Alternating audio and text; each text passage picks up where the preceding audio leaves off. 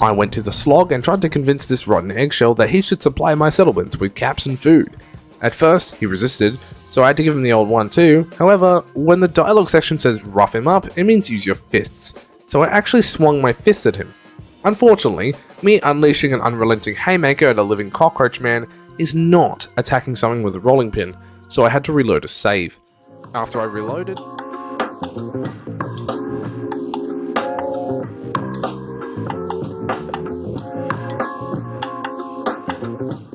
and then it was time to kill my first dragon. I kind of just stood back while the others did the work for me, but I got the last hit, so in Fortnite rules, I got the kill. Now, you might be thinking, oh, I could just wear the hat and use my guns at the same time just fine. However, Gordon Freeman, despite graduating from MIT and having a PhD in theoretical physics and having observed multiple teleportations experiments, is a complete and utter fuckhead who feels the need to make life more difficult for himself. I ran to Green Tech and sped through the gunners there. They proved to be dealing a little bit of damage, but nothing some Jet and Psycho can't handle. You dosed me! Yes, I did. Eventually, I got through Ivy and the Assaultron by doing the noblest of actions, completely fucking throwing Ada under the bus and sacrificing her. When I finally reached Libertalia, some Brotherhood of Steel goons were there, attacking my Corsa dude. Of course there is. For fuck's sake, why can't this game just function normally? I tried taking out the Brotherhood goons, but their laser schlongs proved too powerful for me. So I have to infiltrate the nucleus by pretending to be one of them, and then I have to find these offloaded data centers. Sounds pretty easy. Sometimes foreshadowing is relatively obvious. I met Parthenax and he told me to find an Elder Scroll, so I headed to the College of Winterhold. I impressed the hostess chick by turning invisible, and I talked to Urag about the Elder Scrolls. A scientist tells us that he's too scared to find his friend who clearly died up ahead, so I make sure they're reunited in one way or another by creating more job openings at the science team. Apply now. Anyway, then I got the key, ravaged Kellogg's house, got dog meat on the scent of Kellogg, and then I tried to stop a murder. I obviously failed. I headed inside and was greeted by a speaker saying how he takes me existing very personally and gave me radiation poisoning. I went back to Alfdand a changed man, and after annihilating this spider droid, I now thought the game was a little bit too easy. So I cranked up the difficulty to expert. Then I got my dick chopped off by a cat on fentanyl, so I sheepishly put the difficulty back down on adept. I fought through the ghouls there, making use of the rooted perk I acquired recently, and then I made it to the door of the warehouse. I convinced the child of Adam that I'm here to spread Adam's creamy praise, and he let me in. She broke down crying and confessed to me that she's super insecure about the fact that she let her human master die, and I told her that her personality module must be playing up again, and we moved on. What? I don't give a fuck about her emotion, she's a robot. Stupid clanker. This wasn't very fun. I especially hate how the Deathclaw forces you into an animation so you can't hit him for like 12 seconds. Well, not actually 12 seconds, but it felt like that. I followed Longfellow, where we took on some trappers that were just hanging out, and Fettuccine once again completely destroyed them all in one hit. Oh my god! Fettuccine's a monster.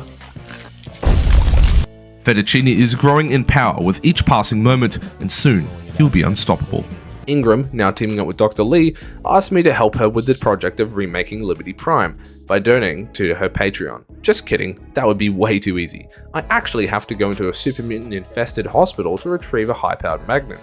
Starting a new game brings us to the same place every playthrough of Half-Life starts, in a rail car that takes 10 real minutes to sit through, which is exactly enough time to make a sandwich or some 2-minute noodles, play with a roommate's dog for a little bit, and that's only 7 minutes of my time. Back at Acadia, Kasumi was shocked to hear what I found, and left the choice of what to do next with that information up to me. So I have a couple of options here. I can either A, go tell Far Harbor and basically cause World War III, or B, go tell Dima and confront him. I went with option B because I wasn't about to get wrapped up in a huge conflict for no reason. Also, Far Harbor is all the way on the other side of the island, and I'd have to go through several loading screens first. Apparently, one last butt plug in Ada's circuits is enough to trick the Mechanist into thinking she's a robot, because apparently she doesn't quite fit the description of one just yet. Now that the boring RP summit was over, Esbern told me that Parthenax was actually a war criminal. Bad news. What? Parthenax is a war criminal. Oh no! Anyway. I then freed the Minutemen, received adequate compensation, and then I was off to Diamond City. I stopped by Drumline Diner and convinced them to hand over everything they had, and then I eviscerated them anyway. I entered the locked room, found this mother icon, then I killed this legendary ghoul, and left for the nucleus once more. And that was one of the many lies I've hidden throughout this series. Can you find them all? We continue our way to the locker room, but not before making a pit stop in the break room where we absolutely decimate this microwave casserole. Stop fucking with the microwave! I then got to Diamond City and did not enter Diamond City, went straight past it, and I guess I'm trying to find Park Street Station. Man, I'm doing a full speed run here. I'm wasting no one's time. Or maybe because I just really didn't want to talk to Piper. That's also fair. Seeing one of my scientist brethren running towards a landmine, I politely sent him to the Shadow Realm before he could trip it because he was in my damn way. No other reason? I met Minthara, and she said that the goblins wanted to raid the grove to find some artifact of some kind. Light bulb moment! This is a perfect solution to Zevlor's problem. Him, his innocent refugees, and the druids can't fight each other if they're all dead. So I played his little game. I made sure to pick up all of the Nuka-Colas the second I placed it down so I could keep it afterwards. He gave me his safe code, then I headed over to the kid. I managed to talk him into giving me the code, totally didn't have to quick load a few times, and then I opened the safe, got the key, and headed down into the mine. I then talked to this dude, who was pissy at Nia for not paying him proper payment for his work. So I gave him a trade offer. You receive proper payment.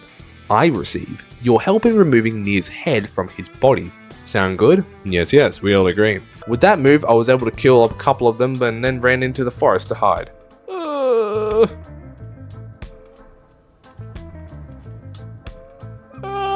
Don't turn around, please! I went back and forth taking out Hound Eyes one at a time before deciding at the end it would just be easier to embrace my inner pirate software and just run away from the combat to save my face. However, I would never admit to doing such wrongdoing or such crimes. He said that he and his merry gang of refugees need to vacate the grove because the druids there were getting pissy that he kept eating their Anzac biscuits and leaving breadcrumbs in their margarine.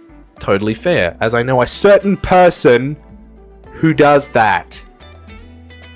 Anyway, I travelled to Good Neighbor, did the scuffed brain dance segment again, and then Amari told me to find Virgil. It's time for the glowing sea. Once again, Radax was my best friend here. I swallowed enough pills to make a horse see stars, and then I headed to Virgil's cave. I modded the crap out of my trusty shotgun and my laser pistol so they did more damage, and I even purchased a short hunting rifle and then modded it to be a sort of sniper rifle. I gave my gun some fitting names, and I bought enough ammo to make the US military look like a circus. Before going in, I dismissed my wizard dude and replaced him with a cleric. This guy was so much better than Shadowheart, he actually shut his mouth and did what he was told. I got through the Ratway tunnels and I murdered more Thalmor goons. I found Esbern and waited a millennia for him to open his door. I told him that he's coming with me and he has no choice. Heading all the way back up, we were able to activate a few switches and fry the Gargantua with the unmatched power of a 20-watt USB-C Apple charger. And that is how it's done. You were cooked like a bit of macaroni or whatever. For some reason, she was just stuck in an animation because there were some super mutants nearby. I killed them, saw a man disappear before my very eyes, and then she was still broken because there were some gunners nearby. So I dealt with those peeps, took on a Soltron which took up more resources than what I was comfortable with, then I went down towards where the Githyanki are. I was warned that fighting them would be suicide, so I tried to get Shadowheart to cast Enhanced Leap on me so I could try and skip the encounter. This worked, kind of.